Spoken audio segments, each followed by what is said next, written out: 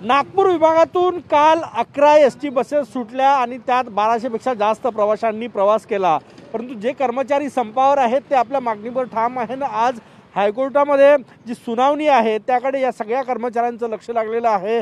आज काहीतरी निर्णय होईल अशी आशा या कर्मचाऱ्यांनी आपल्याशी चर्चा करूया। सर, काय सांगणार, तुम्ही कामावर परतलेले नाही, कशाची वाट पाहत आहे? आम्ही आजचा जो कोर्टात निर्णय आहे तो निर्णय काय येते, कसा येते, आमच्या हिताचा आहे, आमच्या बाजूने आहे, कसा आहे त्याच्यावर आम्ही अवलंबून आहोत। आणि जसं निर्णय लागला मग समोरची वाटचाल पाहू आम्ही काय करायचं काय नाही। अगर ते आम्ही जे मागणी ठेवली विलीनीकरणाची तो मुद्दा आज अगर सुटत असेल तर उद्यापासून आम्ही कामगिरीवर पोहोचू। आज निर्णय नाही झाला तर काय करणार? जे आमचे सदावर्ते साहेब जे सांगतील त्याच्यावर आम्ही ठाम राहणार आहोत। आणि झालं तर चांगलंच आहे, नाही झालं तर मग आमचा संप जे आहे तो तसा चालू राहील जी। हायकोर्टाच्या आज निर्णयाकडे लक्ष लागलेलं आहे। आज त्याच्याच हायकोर्टाच्याच निर्णयावर सर्व अवलंबून आहे। आम्ही त्याच निर्णयाची अजूनपर्यंत वाट पाहत आहे। आज जो निर्णय लागेल त्याच्यावर आम्ही समोरची पाऊल उचलू।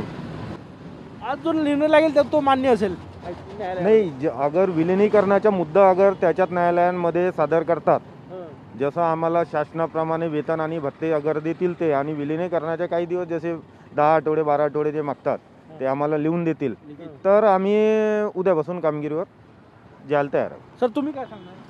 मी त्याच ठाम आहे। आम्ही जोपर्यंत आमच्या तिकडनं आदेश येत नाही तोपर्यंत त्या गोष्टी आम्ही ठाम आहेत। आजच्या निर्णयावर ठाम आहे आम्ही, आणि नाही झालं तर आम्ही पुढे लढू, हे आमच्या सर्वांची सहमती आहे। आज उच्च न्यायालयामध्ये एसटी कर्मचाऱ्यांच्या संपाबाबत निर्णय येणार आहे आणि त्या संपाकडे या सगळ्या कर्मचाऱ्यांच्या नजरा लागलेल्या आहे।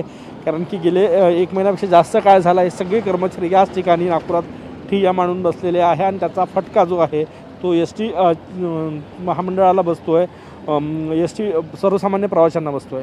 कॅमेरामॅन सचिन साहेबांसह गजानन माटे, टीव्ही 9 मराठी, नागपूर।